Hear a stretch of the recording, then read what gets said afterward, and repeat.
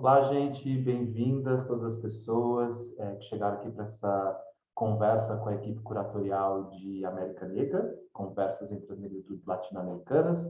Eu sou o Heitor Augusto, eu sou co-diretor e programador-chefe do Nicho 54, e eu sou também o diretor curatorial da América Negra, e nessa conversa a gente vai eu estou aqui acompanhado pelos 4 curadores e programadores, curadoras e programadoras de América Negra, um trabalho de muitas pessoas.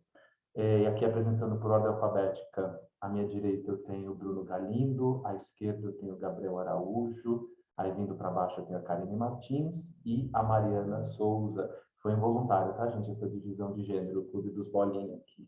Não foi intencional, tá? A gente não assina isso, é culpa do Zoom. O intuito dessa conversa virtual é a gente, tanto tem um espaço, a gente, nós 5 aqui, né, temos um espaço para celebrar o trabalho que a gente fez, um trabalho intenso, puxado, com muita pesquisa, com muita descoberta, e a gente vai falar, inclusive, sobre essas descobertas, sobre as expectativas confirmadas ou não, para chegar nesse formato final de mostra que a gente tem, né? São 35 filmes, vindos de 10 países diferentes, feitos nos últimos 20 anos. Todos eles estão disponíveis entre o dia 4 e o dia 13 de junho na Sala 54, a Sala 54, que é a plataforma de streaming das mostras de filmes do Nicho 54. Então, essa conversa é para a gente celebrar esse momento, mas também é uma oportunidade, já que estamos privados dos encontros pessoais, né, pessoalmente, é uma conversa para a gente poder compartilhar com outras pessoas quais são os caminhos que a gente passou para poder chegar nessa mostra, né? Tornar visível, tornar nítido e palpável, e menos idiosincrático os processos. Eu acho particularmente importante essa conversa por conta do recorte, né? Não é nada comum, e talvez seja o grande diferencial dessa mostra, não é nada comum a gente ter conversas latino-americanas guiadas por uma mirada negra, né? Ainda mais uma mirada negra brasileira, porque a gente já começa com o problema de que o Brasil muitas vezes não se pensa como parte da América Latina, parte dessa identidade cultural. Então, a mostra já posiciona o Brasil como parte de uma latinidade, e dentro dessa latinidade faz um atravessamento negro. Então, eu já acho essa conversa e essa mostra particularmente interessante. Já introduzindo como é que foi a dinâmica de trabalho, né?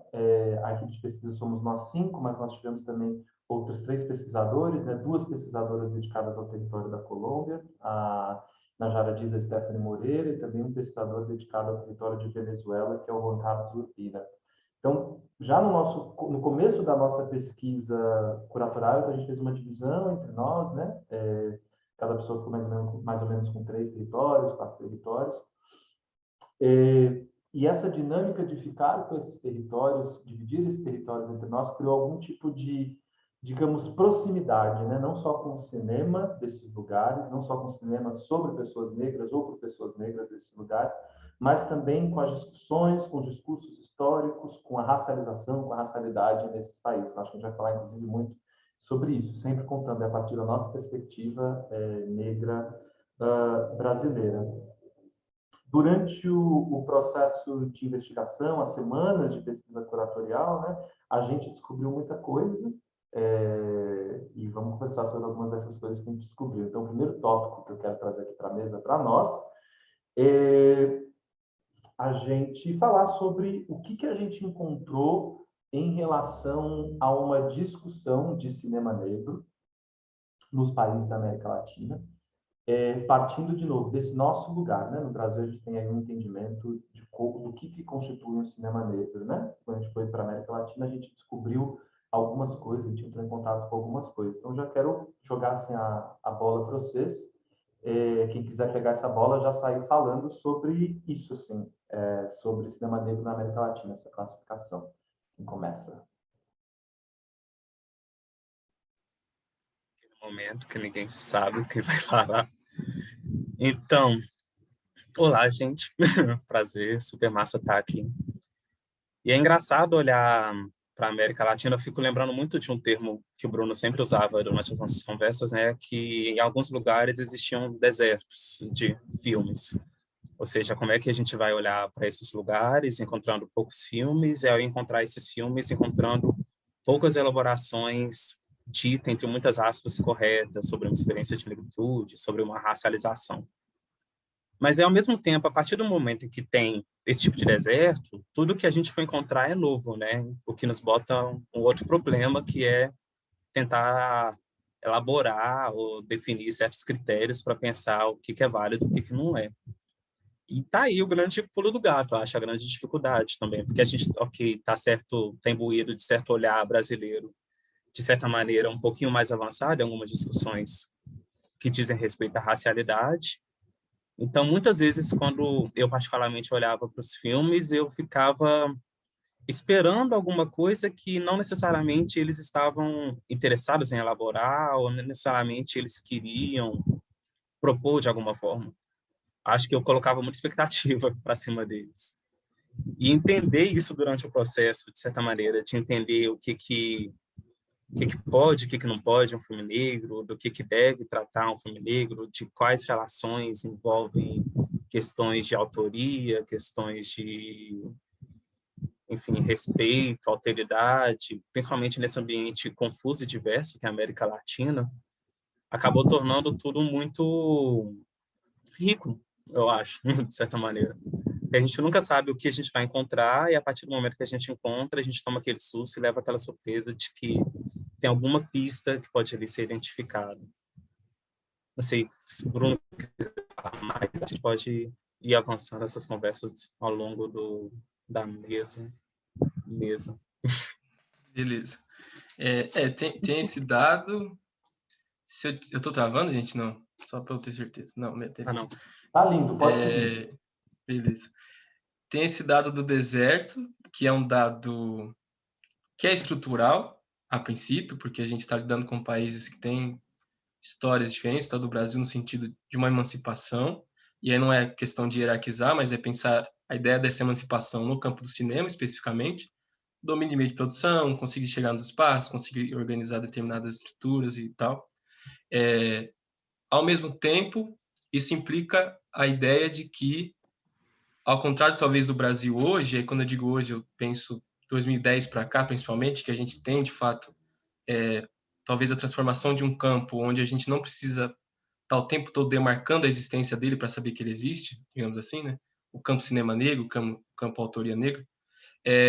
Existe talvez a diferença de que hoje a gente, no Brasil, se mova pelo desejo em função de filmes. Então a gente talvez possa escolher desenhos e ideias e projetos que a gente tem a partir de uma quantidade muito grande de filmes, o que inclusive também pode ser um problema porque muitos filmes se perdem nesse processo e é uma questão de curadoria também. No caso dos países, principalmente os países pelos quais eu passei com maior afinco pela pesquisa, tem a ideia de que os filmes são fatos, né? O filme é esse filme aqui que existe, ou são esses conjuntos de filmes que existem dentro desse contexto de produção, e o que a gente pode fazer com esses filmes, e aí, no sentido de quais desejos a gente pode identificar nesses filmes, no olhar que a gente estabelece com eles, então, em que ponto, em que medida esse filme se relaciona com a ideia de cinema negro que a gente tem de modo geral, que a gente tem no Brasil, que a gente tem dentro das nossas próprias perspectivas pessoais, ou não, e até que ponto isso é uma questão para ser trabalhada ou não à medida em que a gente vai conversando. Então, me bateu muito, principalmente, essa ideia de como trabalhar a ideia de cinema negro, de representação negra nos filmes, a partir dos filmes enquanto fatos. Que é isso, existe um conjunto de filmes que estão aí e que, por uma série de conjunturas e de questões, não apresentam a mesma quantidade de filmes que a gente tem no Brasil, por exemplo, ou nos Estados Unidos mais ainda, em outras questões.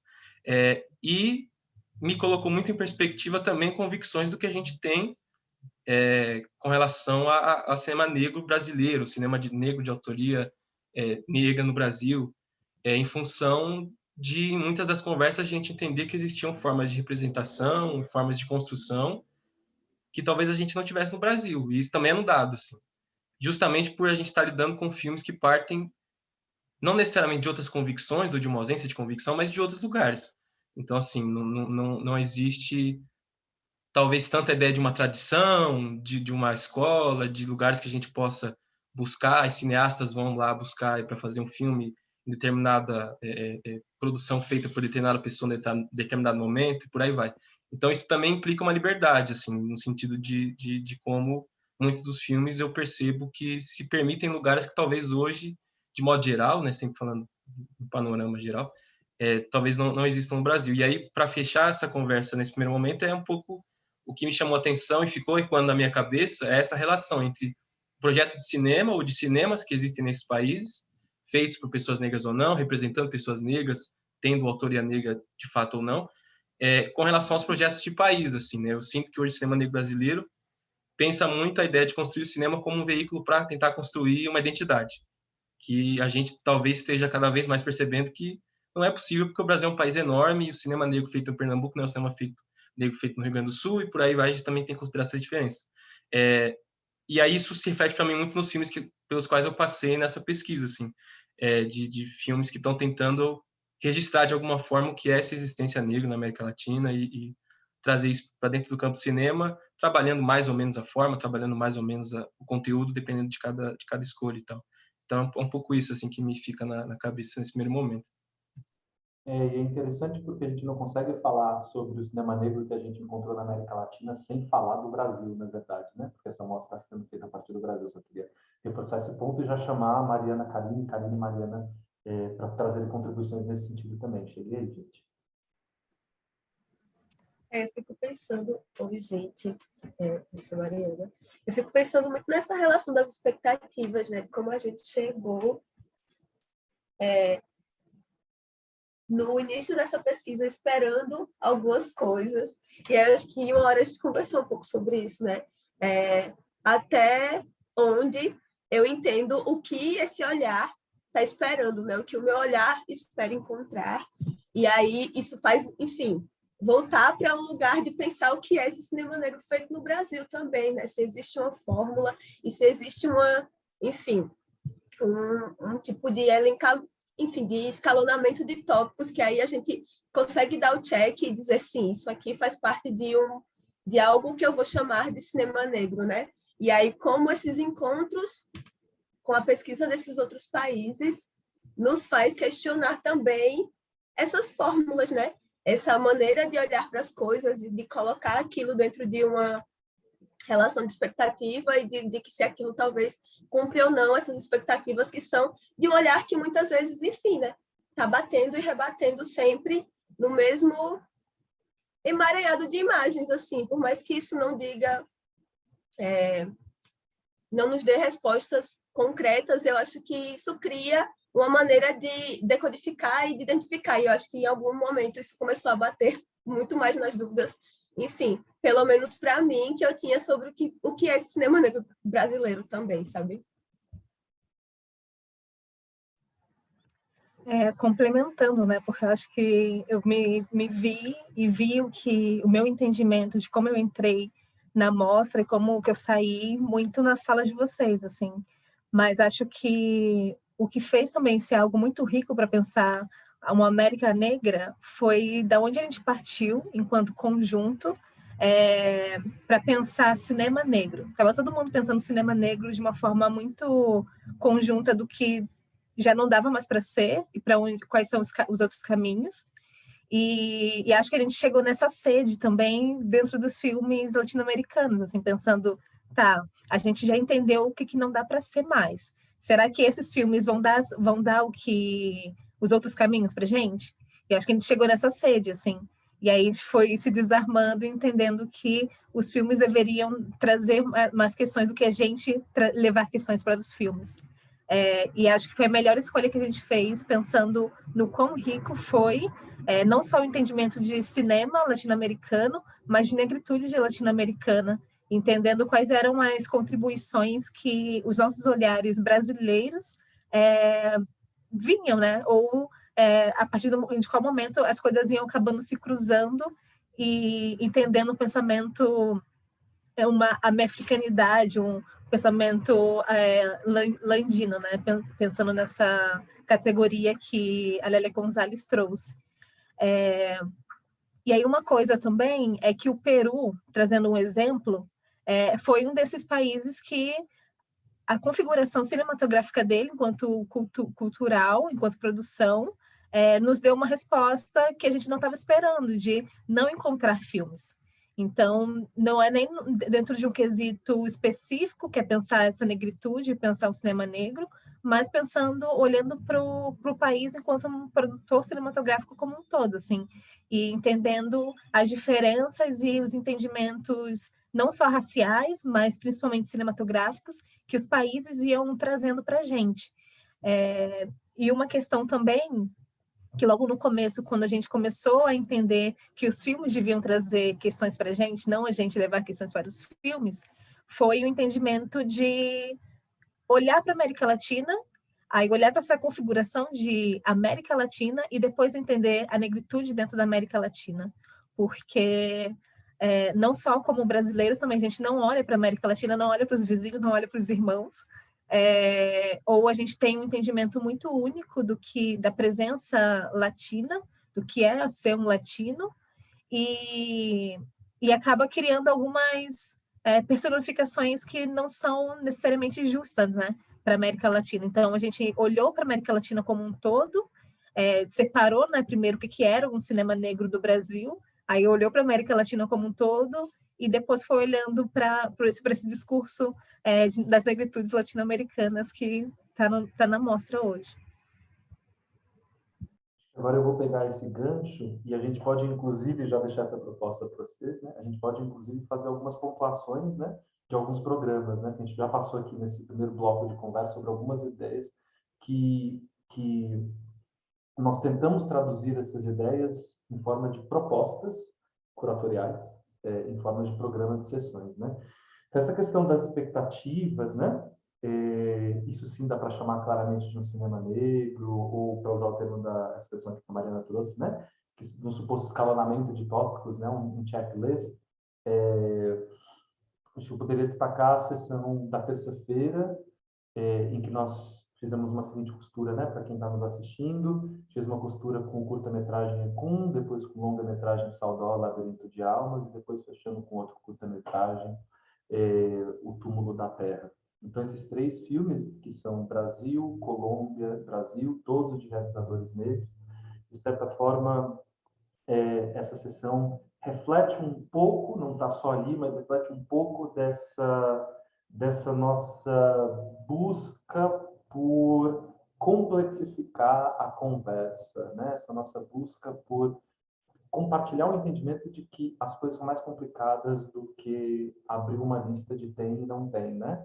Esse é, esse não é. E aí, sobre as dúvidas que nos permearam muito, para encerrar esse primeiro tópico, assim, lembro muito, gosto sempre de lembrar, na verdade, do professor, pesquisador Michael Gillespie, que escreveu, junto com a Raquel Gates, um manifesto chamado Reivindicando os Estudos de Mídia e Filme Pretos, né? E ele, todo isso ele vai falar sobre Black Film, então primeiro que já não é cinema negro, né? É Black Film, já é um outro conceito, mas além disso, ele sempre termina falando assim, né? Que o filme preto é sempre uma interrogação, é sempre uma pergunta e não uma resposta.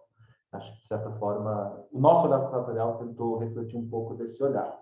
Seguindo nessa nossa mirada a partir do Brasil, negra e tal, acho que a gente poderia falar, talvez, gente, de como foi o nosso encontro com os processos de racialização. Nós somos do Brasil, todos nós nascidos socializados no Brasil, esse país que a cada censo a população negra vai crescendo, dessa população negra que, na verdade, é móvel porque é autodeclaração, então tem a ver com entendimento, com compreensões, né? E aí vamos nós lá, esses curadores de uma certa faixa etária, e encontrar essa América Latina e encontrar os processos de racialização, assim. Então, a Karina falou rapidamente sobre Peru e sobre o cinema do Peru, na verdade, né? Numa coisa de poucos filmes, né? Acho que a gente poderia talvez falar sobre racialização, o que a gente foi contra racialização e identidade a partir de alguns países. Eu vou jogar aqui, tá? E aí vocês pegam. Quem pegar primeiro segue, né? Então, falar sobre Peru, falar sobre México, falar sobre Argentina, talvez pegar esses 3 países que têm filmes presentes na mostra, que é essa questão de como é que se dão as racializações negras e as racializações indígenas, por exemplo, né? Elas estão presentes. Acho que eu devolvo essa bola para vocês, aí quem vai pegar para a gente seguir.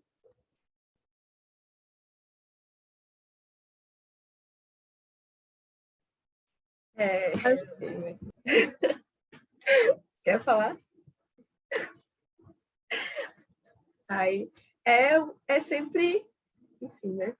Uma responsabilidade babado falar dessas determinações, né? Eu acho que começando com a Argentina, sim, e eu acho que pensando um pouco nessa ideia, talvez, de desmontar essas ficções, que são ficções da colonialidade, né? De criar uma identidade a partir de determinações e de apagamentos, né?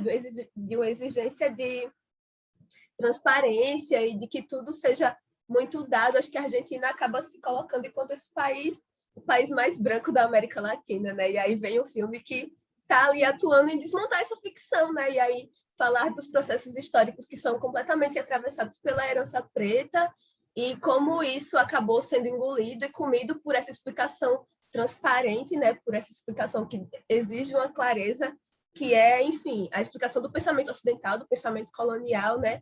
E aí eu acho que foi um dos filmes que mais me impressionaram, assim, foi um dos países que mais me impressionaram com os filmes que foram apresentados, porque acaba que é isso, né? Tá diretamente ali desfazendo aquela ilusão. E aí eu acho que se a gente chega no Brasil e a gente fala de um outro projeto de nação, onde, enfim, né, pensar essas diluições raciais, pensar que se reivindicar negro é um processo também de não compreensão de outras identidades que são atravessadas por isso. A gente chega num termo morena, onde, enfim, né, todo o projeto de nação brasileira, a ideia de que seja o Brasil moreno, né, essa ideia de morenidade, e aí o que cabe nessa ideia de moreno, né, e o que esse moreno carrega também de um projeto de apagamento. Aí eu fico pensando muito nessas relações de filmes que estão atuando em, de alguma maneira, elaborar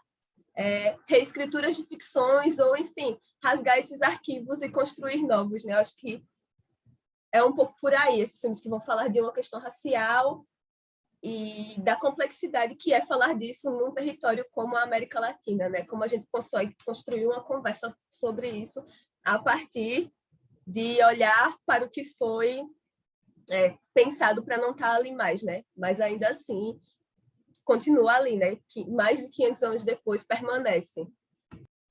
E só para pontuar, então, que você falou do filme, se eu estou entendendo direito, a gente está conversando sobre o Afro-Argentinos, é isso? Isso. Perfeito. Então, só para quem está assistindo a gente, né, o Afro-Argentinos, ele passa numa sessão no dia 6, né, que é quarta, é sexta, sábado, domingo, que é domingo. E essa sessão ela é formada por um filme uruguaio, Farias, uma história de amor afro-uruguaio, depois vem o Afro-Argentinos, depois vem o mexicano, Tita, Tecendo Raízes, e é justamente o último filme que faz essa implosão da ideia de nação, Estado-nação, que é o Invasão Brasil, que é uma estreia aqui. Então, eu queria só fazer essa pontuação. Sigam aí, gente, pegando esse gancho. Eu vou pegar o gancho do Afro-Argentinos também, porque eu fiquei pensando, enquanto a Mariana estava falando, em como, para a gente também chegar nesses filmes e chegar em filmes específicos, era muito num processo de curiosidade, né? De, nossa, não sabia, de ir descobrindo a América Latina a partir dos filmes. E Afro-Argentinos, inclusive, é um filme que me deixou muito impressionada por entender várias questões que estavam sendo levadas a partir de um ponto de vista totalmente branco, assim, como o tango, por exemplo. E aí vou jogar aqui, não é um spoiler, que para a gente entendia, né? A gente vê dentro da circunscrição da história, enquanto um movimento cultural tipicamente argentino, tipicamente branco, por assim dizer, né? E entender da onde que vem o tango e a partir da sua configuração, de como ele se forma e como ele era, na verdade, é olhar com uma outra lente e entender processos históricos a partir de um outro lugar. E aí, a partir desse outro lugar que a gente acaba se entendendo enquanto América Latina, né? Enquanto uma unificação, assim, um discurso unificado que é entender esse passado. E uma coisa também que difere, que a gente foi percebendo que difere, vai diferindo e que vai se encontrando dentro dos movimentos culturais, dentro do cinema, é o entendimento da presença negra em cada país. Então, como que as configurações históricas foram se dando e qual é o entendimento de presenças negras em cada país? E aí isso vai dizer muito sobre os filmes, isso vai dizer muito sobre o que a gente foi encontrando e o que a gente foi entendendo enquanto presença negra agora, né? Acho que era isso, assim, e um pouco do Peru também, que eu acho que é um bom exemplo de como que os processos históricos eles não são conversados e como que isso responde a um processo cultural, porque esse entendimento de haver poucas produções cinematográficas no Peru tem muito a ver com, e a gente não tem encontrado algo que dialogasse com esse discurso de negritude, esse discurso racial, é o entendimento racial que não é discutido no Peru, assim. Então, como a gente está, enquanto brasileiro, tendo entendimento, desmistificando esse entendimento e reconfigurando esse entendimento a partir de vários lugares, no Peru parece que nem começou ainda. Então, é entender também como que os lugares vão acabar olhando para a sua história e quais momentos, quais partículas dessa história também acabam sendo escondidas por esses lugares, né? E aí isso diz muito também de cada país. Acho que era isso para comentar esses três. Não, é ótimo você trazer isso, Karine, porque isso nos relembra, né? Relembra aqui quando a gente está conversando, também vou relembrando de várias coisas do nosso processo, né? De uma coisa meio óbvia, porém muito importante, né?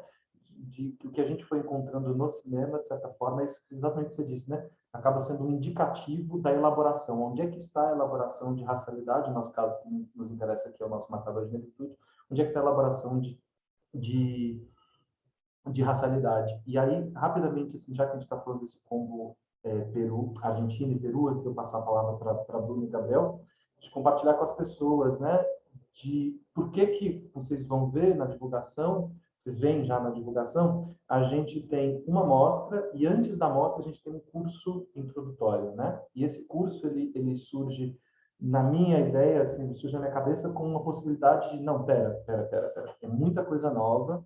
É muita coisa completamente diferente do Brasil. Em todo o nosso processo, a gente fica nesse lugar de familiaridade, do tipo, nossa, que parecido, e também de um profundo estranhamento do tipo, meu Deus, é assim? Então, não à toa, a gente cobriu alguns países, né? E vou falar esse nome desse país porque ajuda também a gente voltar para a nossa conversa aqui, né? Não à toa a gente está cobrindo Colômbia nesse curso, né? Não à toa a gente tem uma aula sobre Colômbia, porque Colômbia é o país com a segunda maior população negra alta reconhecida negra na América Latina. Não à toa a gente tem a Argentina justamente para criar esse fato político que a Mariana falou também na sua contribuição, né, que não é um território branco, é um território que foi se embranquecendo e a gente pode sim criar vários paralelos com o processo de miscigenação compulsória no Brasil a partir do meados do século XIX e aí compartilhando com vocês ao me aproximar mais da racialização na Argentina e aproximar mais desse número de, no começo do século XIX, 30% da população argentina era negra, para chegar no fato de, a partir de 1900, supostamente a população negra teria sumido, a partir desse arco numérico, eu voltei a pensar o Brasil. E voltei a pensar o Brasil como um caso de sucesso. Brasil negro, eu digo, né? Obviamente, Brasil negro. Assim, o fato de que a gente existe, de fato, é um milagre. Assim. Então, ao olhar, estou compartilhando isso para dizer que ao olhar para a Argentina, eu voltei a pensar melhor sobre nós, assim, a olhar sobre coisas que eu não sabia sobre a Argentina, eu voltei a pensar melhor sobre nós. Então, não à toa o curso passa pela Argentina, não à toa o curso passa pelo México. O México tem uma população indígena expressiva, e eu espero que a gente consiga falar sobre o México daqui a pouco, mas não à toa o curso passa pelo México, não à toa o curso termina com o Brasil, nessa nossa tentativa de modular, não só Brasil, mas Brasil de Lélia Gonzalez, né? Um Brasil integrado com a América Latina, mas nessa nossa tentativa de modular o tamanho do Brasil. Então, eu queria só falar rapidamente sobre o curso, que ele não é algo pro forma, ele não é uma coisa do tipo, precisa ter um curso porque temos uma amostra. Não é esse o registro, assim, é uma forma que eu pensei de estender as conversas. Nós, enquanto curadores, também as pesquisadoras e pesquisadores, encontraram muitas coisas. Seria muito importante que outras pessoas tivessem mais acesso a esses referenciais distintos. Mas chamar Bruno e chamar Gabriel para a conversa, para a gente continuar ainda nessa marcada da racialização, talvez falar um pouco mais sobre Peru e também as surpresas que vocês foram encontrando dessa não transparência da classificação, né? Então, eu vou pegar justamente o gancho de Karine quando ela comenta sobre descobrimento, né? Porque a América Latina que nos chega não é uma América Latina negra a priori. Então, acho que, inclusive, talvez essa seja um dos elementos que, sei lá, contribui para dificultar essa identificação nossa enquanto latino-americanos, né? Porque a gente não se reconhece tão rapidamente com nossos irmãos argentinos, nossos irmãos chilenos, enfim, por conta dessa marcador. Então, também acho que você comentou muito bem agora, Heitor, é também entender as complexidades que estão em torno dessa questão de negritude. Entender que negritude nem sempre vai ser um sinônimo de afro-argentino, por exemplo, quando a gente olha para a cor das pessoas, mas quando a gente vai entender um pouco dessa tradição cultural, daquilo que fica, da resistência que permanece, a gente vai conseguindo entender a contribuição da negritude para a formação da América Latina como um todo, né? E inclusive, aí que está o problema, assim, o problema bom, no caso, né? Porque a gente tem essas racialidades negras, a gente tem uma racialidade negra que quer ser branqueada, que quer ser apagada em determinados países. Em outros, a gente tem uma complexidade com racialidades indígenas, o que torna essa discussão ainda mais fina, mais difícil de ser feita. Mas, de toda forma, a gente encontra possibilidades nos filmes, né? Possibilidades de elaboração de racialidades e de negritudes e valorização de resistências culturais, eu diria, que estão ali demarcando o seu lugar, falando, não, eu sou preto, eu valorizo essa minha resistência, essa minha ancestralidade, eu quero continuar perpetuando ela. Tanto que, vou até citar a Lélia de novo, né? A Karina falou dela mais cedo, que ela vai falar justamente, né, que aqui na América Latina a força do cultural se apresenta como a melhor forma de resistência frente a esses processos de apagamento, tanto por um racismo ilusório, a partir dessa ideia de democracia racial, de branqueamento da sociedade, quanto por questões de racismo explícito mesmo, né, que alguns filmes também vão abordar. E pensando nesse elemento da cultura, a gente encontra recorrências inúmeras, se a gente for parar para pensar entre os filmes e entre a nossa experiência aqui no Brasil. Se a gente for ver o tanto de filme que aborda a música, aborda a dança, aborda, enfim, o tambor como um signo de resistência, e como a gente vai perceber que isso se entrecruza, não necessariamente da mesma forma, mas com elementos que são recorrentes, a gente percebe que existe sim uma linha condutória, mesmo que, sei lá, tênue em determinados casos e mais forte em outros, que está interligando esse território latino-americano por meio da negritude, de alguma maneira. Eu acho que participar dessa pesquisa e organizar essa mostra foi também caçar um pouquinho dessa linha.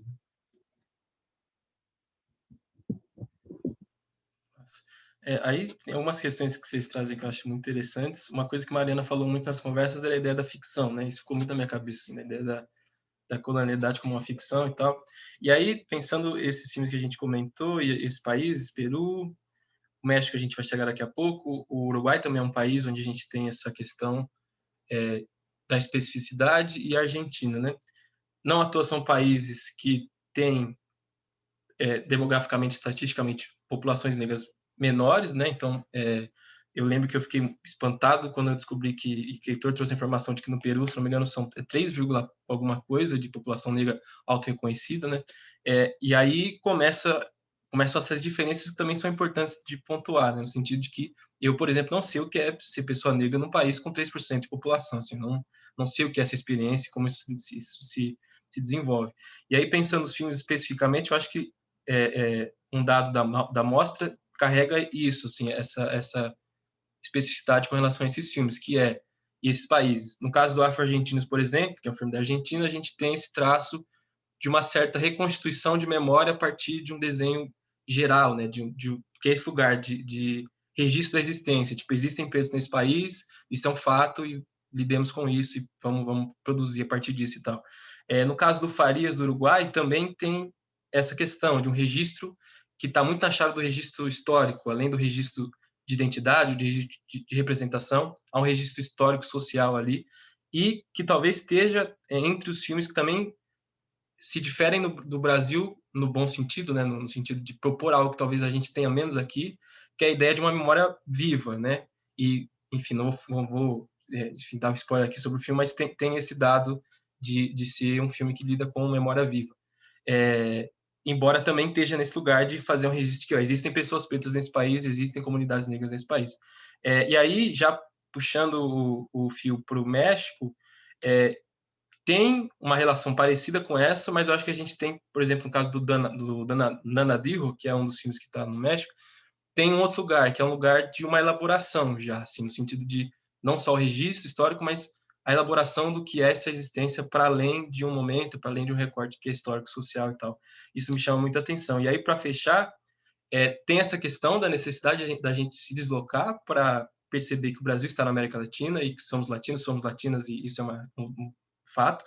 Mas, ao mesmo tempo, há também a necessidade de reconhecimento de que existem diferenças que implicam, principalmente na minha cabeça, a ideia de que, a partir do momento que a gente fala da igualdade, talvez a gente perca a ideia de que o Brasil é um país imperialista também, né? E isso implica um processo, muitas vezes, da gente importar determinadas formas de elaboração de ser preto, de ser negro, de ser brasileiro e tal, que não necessariamente são tão brasileiras assim, né? E aí a necessidade da gente trazer ideia de novo, da gente trazer essas figuras para a gente pensar um pouco esses lugares também enfim, de contradição, que é o que a gente vai falar o tempo todo, basicamente, né? Imperialismos entre pretos, né? Ou predominância discursiva de certos territórios, né? O Brasil, assim como os Estados Unidos, faz isso com o resto do mundo, né? A partir do momento que um conteúdo negro-americano sai, ele entra na corrente sanguínea da diáspora inteira, e que só o Brasil também faça isso, de certa forma, em menor proporção também, né? Mas só para organizar e a gente ir dialogando também com os filmes, né? A questão da recorrência da cultura, a cultura como esse espaço onde as pessoas pretas conseguiram, por conta das circunstâncias econômicas, políticas e raciais, conseguiram manter-se e existir, né? Então a mostra ela reflete muito disso, né? Ela abarca isso, assim. É importante já citar alguns programas, né? O programa de abertura, por exemplo, agora no dia 4, que faz esse trajeto México, Uruguai, Colômbia. Ele é basicamente um programa sobre tradições culturais, né? Sobre a manutenção de tradições culturais. A gente tem outros programas também nesse sentido, né? Inclusive, acho importante, tentando não dar spoiler, mas inclusive a gente reconhece isso, a gente reconhece essa manutenção dessas culturas, mas a gente também, enquanto curadores, enquanto equipe curatorial, a gente está propondo algumas tensões nesses entendimentos mais rígidos, né, de que tal manifestação veio da África, chegou aqui, ela permanece imutável desde que ela chegou, né? Então, pensar nisso, por exemplo, a partir de um dos programas do dia 6, no domingo, né? Um programa que começa com palenque, depois passa por tambores de água e termina com outros fundamentos, né? Termina com o filme brasileiro, então justamente para poder tensionar esses entendimentos mais automáticos de manifestação das manifestações culturais, né? Então, ao longo da mostra inteira, acho que a programação que a gente escolheu faz não necessariamente um morde-a-sopra, mas ela tem uma postura assim de, vamos botar uma nota de rodapé, vamos observar com atenção, né? Existem mediações, tem uma contribuição que o Brasil pode dar por conta, né, do nosso tamanho, por conta disso que o Bruno falou, né, de a população racializada ser reconhecida como a maioria. Uma contribuição que a gente pode dar é justamente essa, assim, não, vamos avançar essa conversa, vamos levar para outro canto, vamos, enfim, ela não é tão simples assim, ela, de novo, não é um termo super importante, ela não é tão transparente assim. Eu queria, acho que é importante a gente trazer um outro ponto também aqui para a nossa conversa, que acho que eu nunca falei tanta palavra conversa, estou muito ligado com o subtítulo da mostra, né? Mas uma coisa importante para trazer aqui para a gente refletir junto, compartilhar, e que talvez faça sentido para quem vai assistir, é quais são as pontes possíveis entre nós, pessoas pretas brasileiras, descendentes de pessoas negras, pessoas africanas, que foram trazidas para aqui a partir da escravização, então nós, com as muitas populações indígenas desse território gigantesco da América Latina, né? Quais são as conversas, como é que a gente pisa nessa terra, né? Com quanta firmeza, com qual observação, com qual atenção a gente pisa nessa terra que tinha pessoas morando aqui, já tinha dono, né? São os povos indígenas. Então, acho que vale talvez a gente falar um pouquinho sobre isso, talvez mais especificamente sobre o Nelson Gesto, da programação, de dos programas, né? No sábado, do dia 5, que traz os filmes Amarração, traz os filmes Assim Que É e Daí, e traz o Herança de um Povo. Talvez a gente pudesse falar um pouco sobre essas conversas entre pretos e indígenas. E aí, vou passar a bola para vocês pegam, tá, gente? Mas lembrando que essa conversa não é só daqui para lá. Então, não é só os pretos brasileiros pensarem sobre as outras terras e a presença indígena nessas terras, mas inclusive aqui, porque os movimentos indígenas aqui no Brasil estão problematizando, inclusive, a categoria pardo, né? Essa categoria ela não seria sinônimo de pessoas pretas, seria sinônimo de pessoas racializadas. Enfim. Quem pega esse bonde aí, talvez para falar especificamente sobre esse programa, mas não só. E depois a gente fala sobre o México, porque não pode deixar de passar o México dessa conversa.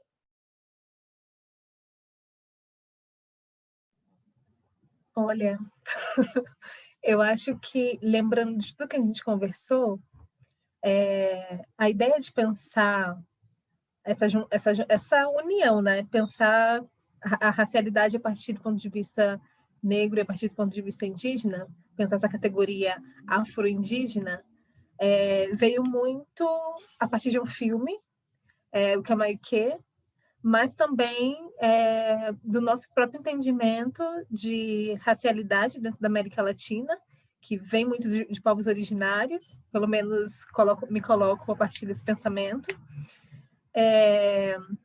mas entendendo umas aproximações, a partir do momento que a gente olha para o histórico, entendendo a negritude a partir do histórico, e a gente olha para os povos originários, entendendo um outro lugar e uma aproximação com o que a gente está entendido hoje de população negra no Brasil, eu acho que vem a partir de uma iniciação de conversa. Não tem resposta, assim, e acho que principalmente esse conjunto de filmes que não vai trazer resposta, é para iniciar uma conversa. E aí, tanto pelo nosso entendimento, pelo que a gente estava tentando elucidar, quanto precisamos conversar sobre isso também, né? Que vem muito desse pensamento da Améfrica Landina da Lélia Gonzalez, que a gente começou a olhar no começo da mostra, e a entender algumas aproximações a partir de alguns filmes que estavam surgindo enquanto discursos raciais para a gente, né? Então, não tem resposta, e acho que não vai ter tão cedo, porque tanto aqui, que a gente também está começando a olhar, né, para outras configurações e olhar qual é o lugar do pardo, qual é o lugar de outras racialidades que não sejam negras, então é um olhar que está começando. Então, a gente pode começar a entender a partir desse afro-indígena latino-americano e quais são as aproximações que a gente traz para cá, né?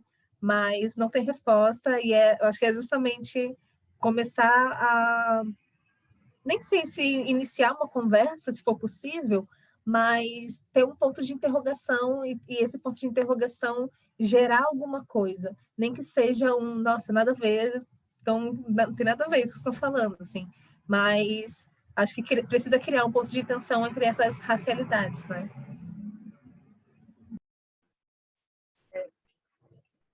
Tá pegando, assim. Eu fiquei pensando muito nessa ideia de um plexo, né? De um plexo, é uma rede nervosa, é uma rede que está viva, é uma rede que está em movimento. Não é essa amarração, ela não é uma trama inorgânica, sabe? Então as coisas estão o tempo inteiro entrando em contato e se tensionando, e eu acho que é sobre isso mesmo, assim. Conversas que são antigas, conversas que são anteriores a nós, conversas que não vão se encerrar mesmo, e eu acho que a ideia é que elas se movimentem e que vão aí, enfim, irrigando, sei lá, mexendo aí nesse plexo, né? Colocando ele em movimento, em contato com outras coisas, porque eu acho que é sobre isso, nunca foi sobre uma totalidade mesmo. E eu acho massa, porque justamente essa conversa é uma conversa que surge a partir dos filmes, né? A partir desse momento que a gente tira essa venda da expectativa e se deixa afetar pelo discurso que o filme está trazendo, principalmente pensando o Kamal que é aqui é isto aí, enfim, esqueci como é que está traduzido. Assim que Mas, é. E daí? assim que é, e daí? Que traz lá a figura de um rapper Aimará, né, de uma etnia indígena, e ao mesmo tempo a gente já pensa o hip hop enquanto uma tradição negra, mas se a gente está pensando o hip hop enquanto tradição negra, a gente está apagando um hip hop que está ali nessa tradição indígena também, a gente não está forçando demais esse conjunto, ou é ele que está sendo exposto de alguma forma por esses filmes, exatamente porque eu acho que é uma discussão que não é fácil, assim, e longe, Deus me livre, querer chegar com respostas, é uma discussão que a gente está começando ainda, e principalmente pelos filmes terem trago ela, que eu acho super, super interessante, super massa, que é uma proposta não apenas da curadoria, mas é uma proposta dos filmes que trazem ela em seu íntimo, porque é a partir desses filmes que a gente vai enxergando que em alguns momentos a gente vai poder enxergar possibilidades e congruências entre essas realidades, em outros a gente vai ter que pedir licença, em outros a gente vai ter que, sei lá, conversar um pouco mais para tentar chegar em comum acordo, e aí a gente vai seguindo nesse jogo, né? Nessa dança, de certa maneira, que não é uma dança, que nem Mariana disse, que está totalizada, de forma alguma. Rapidinho, eu acho que só faz repensar essas ideias do que é desembranquecer, né? A gente fala desembranquecer, desembranquecer, e eu acho que essa sessão chega para a gente com um baque, assim, o que é desembranquecer esse processo todo, se não olhar para este plexo que está aí colocado, né? Só para fechar, acho que é isso, todo mundo disse que eu também penso, tem, para mim, esse lugar do não encerramento, e não encerramento no sentido, talvez, de se desprender de uma certa obsessão com a branquitude, numa posição de categorias, né, porque a gente acaba criando uma falsa polarização e deixando outras experiências de lado, que são experiências que também são ancestrais e que estão aí postas na identidade do Brasil, e nos traumas do Brasil também, né? Então, o que veio para mim, pensando só esse lugar localizado da pesquisa dos filmes e dos países e tal, é muito esse lugar da não dissociação de uma experiência de entender que a violência colonial branca se espraia e está, enfim, estabelecida tanto na experiência negra de determinados países quanto na experiência indígena, e como a gente lida com isso, como o Gabriel falou, tanto a partir das aproximações, mas também reconhecendo as rupturas e reconhecendo as diferenças, reconhecendo os abismos que existem, e que é a partir daí, de fato, que a gente consegue construir comunidades, eu acho, né, assim. Então, foi muito essa experiência de lidar com os fatos de países como Bolívia, por exemplo, que é o caso do Camaique, em que a gente tem essa experiência, é uma experiência que não vai refletir o que a gente tem como uma experiência, embora ela esteja sendo colocada em perspectiva no Brasil de negritude, mas é uma experiência que está aí, e é sempre tensionar esse olhar, e também evitar o tempo todo reproduzir a totalização das coisas, porque totalizar a gente acaba inevitavelmente falando de autoridade, né? A gente talvez tenha esse lugar no Brasil de precisar um pouco desconstruir uma certa relação entre autenticidade de uma identidade, o pertencimento, e isso está vinculado a uma certa autoridade ou unicidade, enfim, é um pouco esse lugar assim que me veio. Acho que esses são valores bem importantes assim da gente marcar para essa conversa, e não só dessa conversa, mas para uma prática mesmo, né? Questionar os discursos de totalidade, questionar os discursos de unicidade, e da autoridade do Brasil, e é muito louco, porque a gente vai ficar mesmo em relação à autoridade do Brasil, que existe uma medida correta, existe uma medida adequada, não violenta, entre a gente é o que é, não tem como fugir de alguns dados sobre o Brasil, né? Mas como não fazer, enfim, não fazer com que o Brasil seja um tratorzinho, né? A gente está chegando mais já para o final da nossa troca aqui. Sobre esses giros, eu acho importante, então, trazer duas coisas. Assim. Primeiro, vamos falar rapidamente sobre o México, aí vou falar, eu começo falando assim, porque é uma coisa que me chamou muita atenção ao encontrar os filmes mexicanos contemporâneos com pessoas negras, não sobre pessoas negras, mas com pessoas negras, sejam os filmes que estão na mostra, os filmes que não estão, mas uma coisa que me chama muita atenção, eu penso automaticamente em como os discursos acerca dessa categoria do colorismo, quanto forma de analisar racialidade, né, com os discursos dessa forma de analisar racialidade, como elas se dão no Brasil, como muitas vezes a gente sai pegando atalhos, sai aplicando categorias que não necessariamente pertencem ao processo histórico brasileiro, então um desencaixe muitas vezes tem uma pressa de determinar quem não é, né? Quem tem a chave do curralzinho, que diz você é, eu não sou, como se essas coisas fossem fáceis de delimitar quando você tem um processo colonial tão violento, como no caso da América Latina. E aí, para mim, foi muito gostoso ver os filmes do México, falando exclusivamente desse lugar, que é olhar para aquelas pessoas, para as nossas irmãs, para os nossos irmãos, e falar: eita, olha só, então o giro racial aqui essa pessoa é preta, olha ela. Enfim, não quero dar spoilers, mas isso, pelo menos para mim, acho que para vocês também, foi uma coisa que me pegou muito. Isso é uma coisa que realmente eu gostaria que a mostra devolvesse para o público. Assim.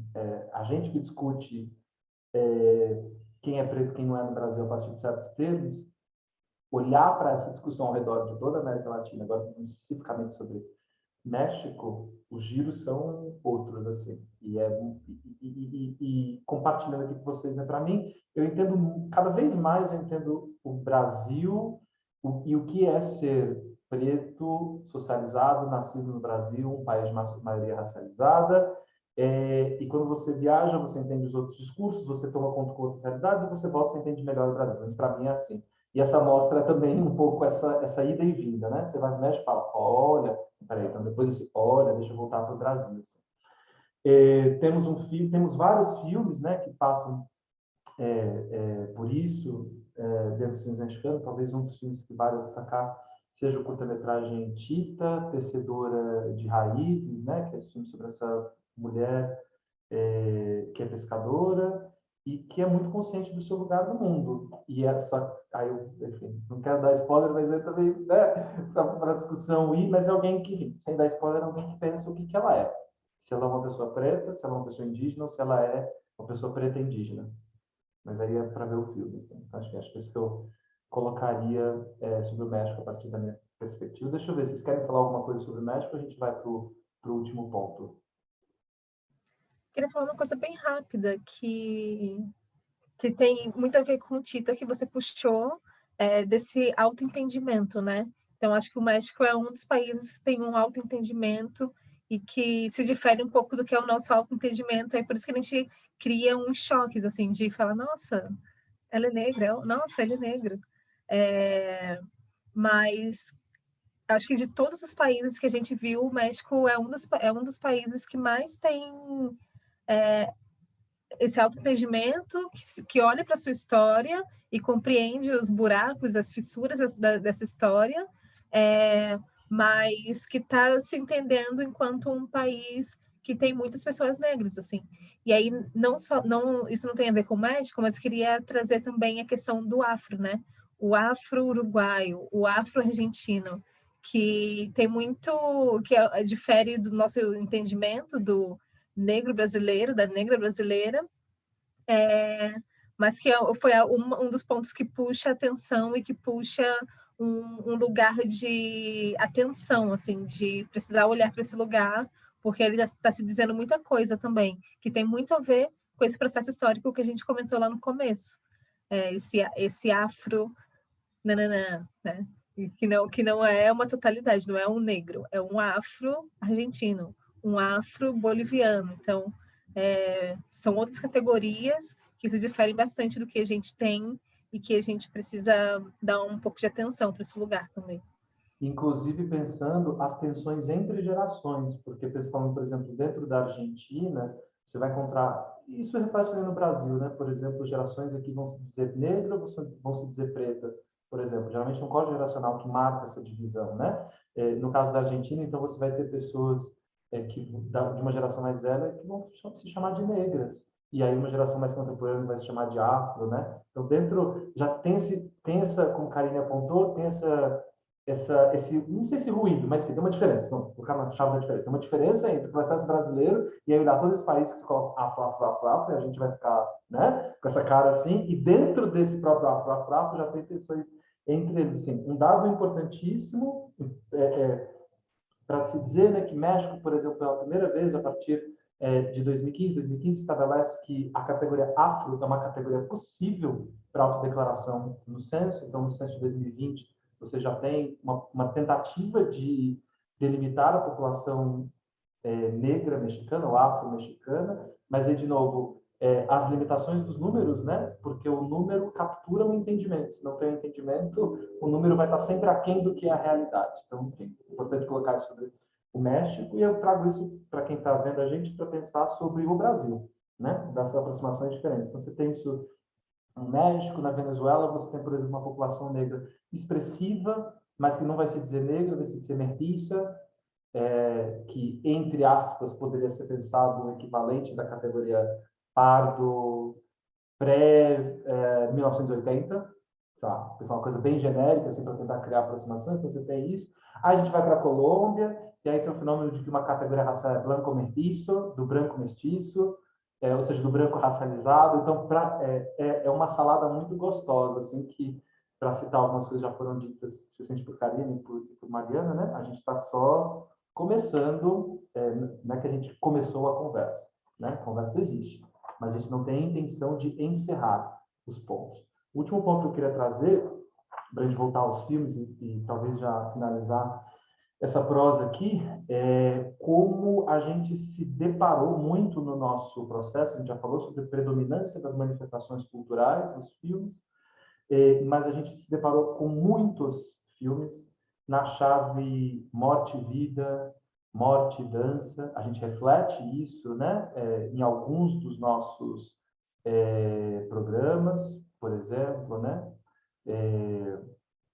E acho que valeria falar um pouco sobre isso, assim, porque isso veio dos filmes e a gente se surpreendeu, né, especialmente vindo Colômbia e Venezuela. Assim. Então, acho que queria escutar vocês sobre isso, assim, e a gente já vai meio que encerrando.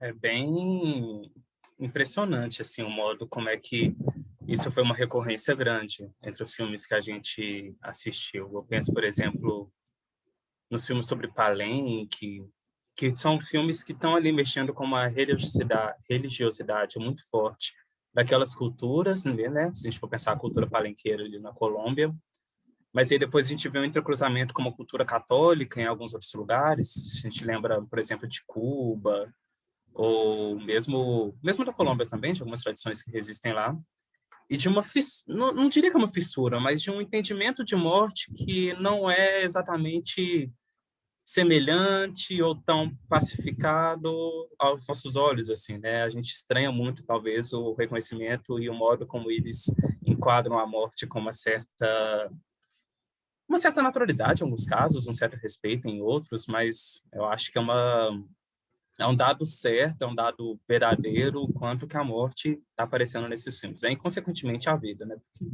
a partir do momento que a gente enquadra a morte, a gente também vai percebendo como é que a vida vai ser enquadrada em outras situações. Isso ocorre em Del Palenque de São Basílio, que é esse filme da abertura, isso ocorre em diversos outros. Enfim, e aí é isso que é o ponto. Eu não sei o que isso quer dizer. Eu acho que está aí um desejo nosso de curadoria de também tentar, a partir desse momento de valorizar esses filmes, de colocá-los em programação, entender o que isso está sugerindo ali. E eu fico pensando também, querendo ou não, na nossa, sei lá, contemporaneidade, né? Não só em questão de pandemia, nessa questão de, sei lá, conviver com a morte, de certa maneira, todo dia, de alguma forma, aqui no Brasil, mas também com os processos atuais lá na Colômbia, se a gente for para pensar, logo depois que a gente finalizou a curadoria, né, o caos irrompeu lá de uma maneira muito precisa, muito forte. Então, acho que existe algum tipo de relação que está guiando esse signo da morte entre esses países, entre esses filmes. Sem resposta pronta. Eu me seguro um pouco no processo de reconfiguração de imaginário mesmo, e aí da morte, morrer é transmutar, e desses processos de transmutação mesmo, né? Que estão aí, que é a morte do corpo, e que a morte muitas vezes aparece nesses filmes como festas, né? Como celebrações. E eu fico pensando nessa cultura de pensar a morte e o contato com esse outro tempo, com esses antepassados, e com esses, enfim, com esses entes queridos que transmutaram, mas que ainda estão ali com a gente, né? Eu fico pensando no Chibumbe, que é essa ficção meio, enfim, né? Não sei, única, assim, realmente. E essa ideia de que você vai e que você volta e que você está ali compartilhando da sua presença nesses dois lugares, né? Que a Castiel chama de Calunga e que o pensamento e as cosmovisões iorubanas chamam de Calunga, entendeu? E aí, como isso, enfim, me pego muito nessa chave de pensar a morte como uma transmutação e esse desejo realmente de reconfigurar o imaginário, de pensar que essa ancestralidade ela está viva e ela está no chão que a gente pisa e ela está, enfim, no corpo que passa pelos nossos encontros e tudo isso, assim, a morte como transmutação, esse ritual de celebração como parte de um processo de enxergar nesse lugar mesmo. Acho bonito como a Mariana falou, que ela falou de uma forma muito poética, né? Mas em alguns filmes a gente levou foi um susto com a morte, né? É a forma da naturalidade com a morte, de realmente nos chocar, e aí a gente entender, tá, muitos filmes estão trazendo isso, a gente se choca, então alguma coisa tem. Então alguma coisa está quebrando com o nosso próprio entendimento de mundo, e não só de morte, né? De mundo, assim.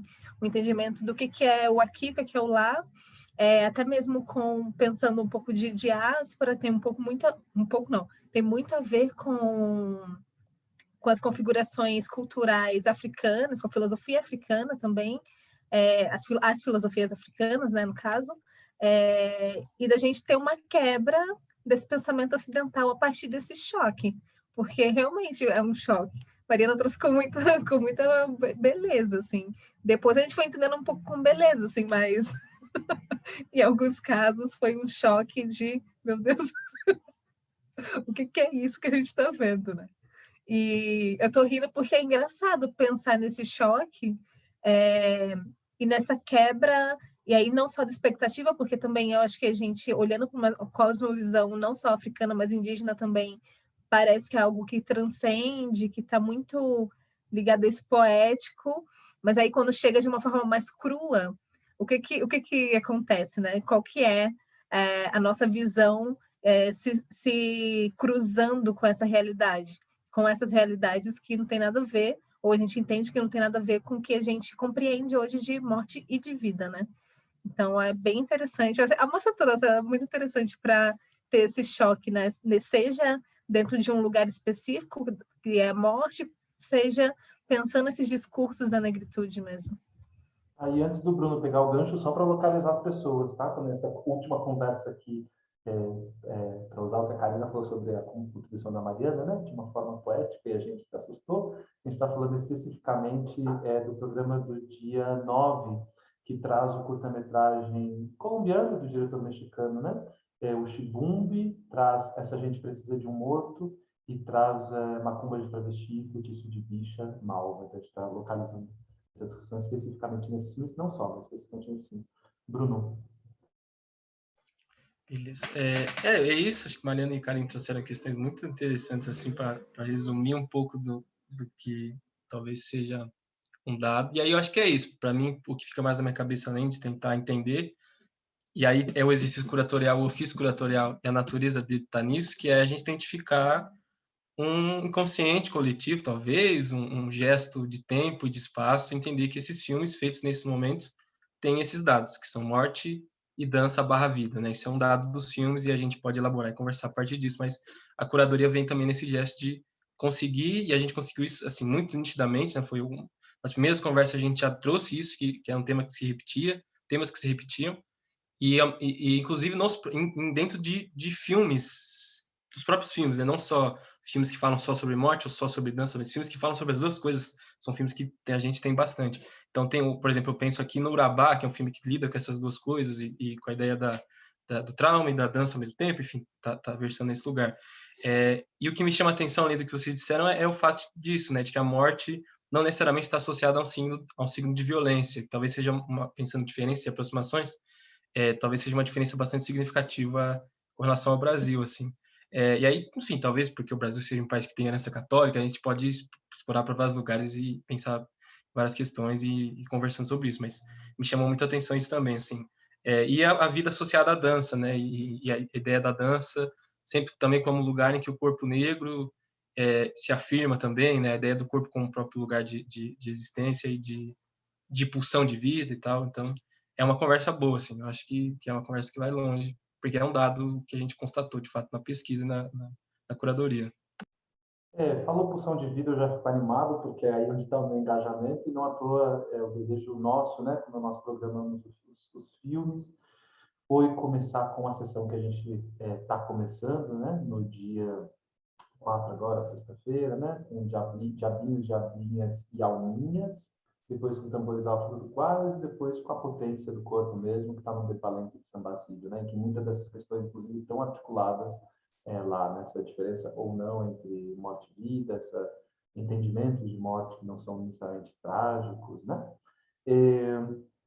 Acho que cobrimos uma penca de coisas, muito bom revisitar esse processo com vocês, me trouxe muitas memórias gostosas, eu já agradeci quem teve a oportunidade de ler o texto que eu escrevi, que está disponível na sala 54. Eu já agradecia aos meus colegas e minhas colegas curadoras pela qualidade do processo, pela entrega, pelos inputs, por fazer a América Negra ser o que ela está sendo, né, o que está chegando para as pessoas agora.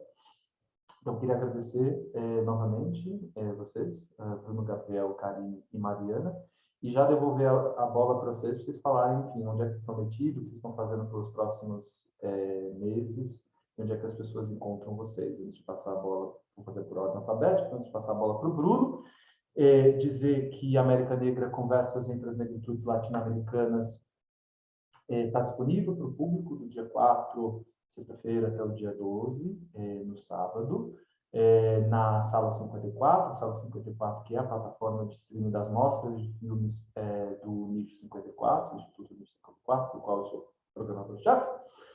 O endereço da Sala 54 é sala54.com.br, e aí, se por acaso vocês quiserem entrar diretamente, né, já na América Negra, né, o endereço é sala 54, né, sala54.com.br/mostra/América-Negra. Mas entrar no sala54.com.br já a plataforma é bem intuitiva, pelo menos os meus colegas curadores acharam que é intuitiva, então estou acreditando que eles estão falando aqui. Quem quiser seguir o Nicho nas redes é Nicho54BR, no Instagram, no Facebook, no LinkedIn também.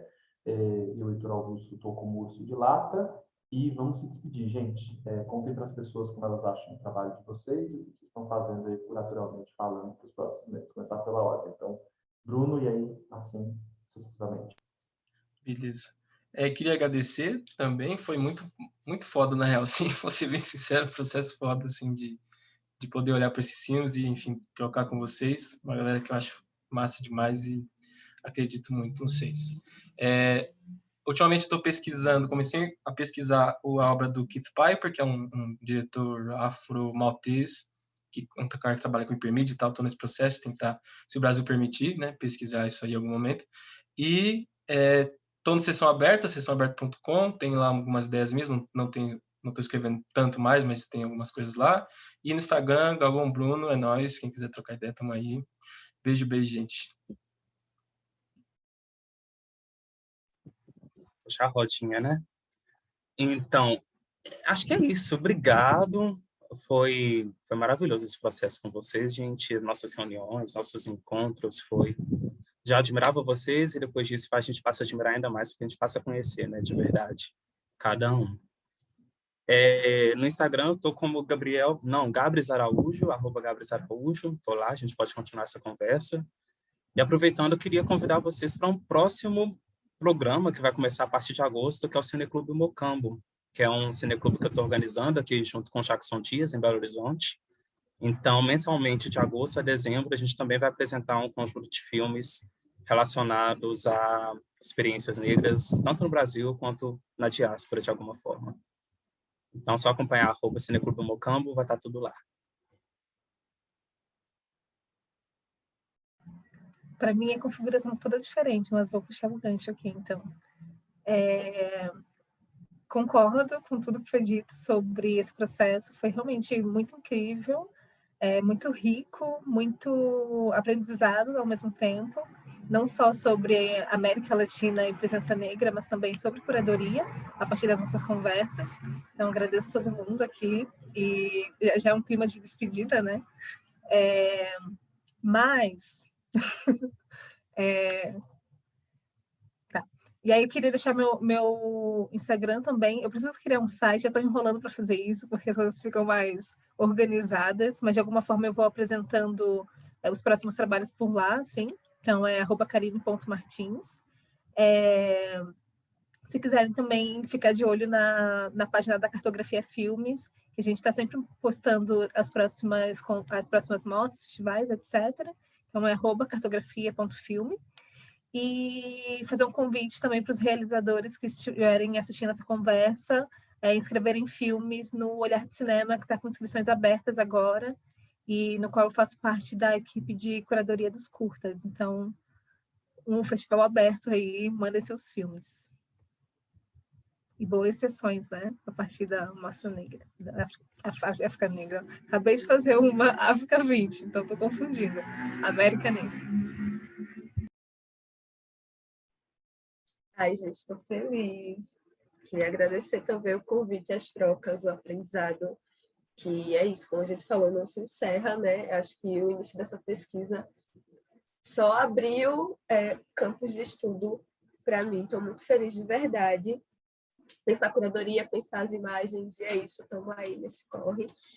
Nos próximos meses eu vou dar a segunda edição de um curso que eu dou com as minhas irmãs maravilhosas, Ariana Dual e Ete Ribeiro, o Pulo, @PuloMG. Daqui a pouco vai ter algumas informações. É um curso sobre imagens da diáspora, onde a gente conversa sobre cinema, sobre artes visuais, sobre vídeo, sobre todo o campo, enfim, da cultura visual aí, que está pautando a diáspora e, enfim, quem quiser se inscrever, @PuloMG já vai ter outras informações.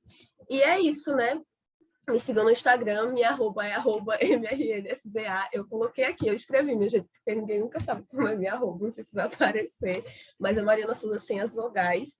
E aí, por lá, eu também divulgo os meus processos e tudo mais. Essa pesquisa aqui, enfim, começou agora com essa curadoria, me deu ideias para outras coisas e para processos que vão estar acontecendo ao longo desse segundo semestre e no ano que vem. E é isso, vamos conversar. Adorei trocar com vocês, fiquei muito feliz. E é isso, já estou com saudades. Beijão, gente. Até mais.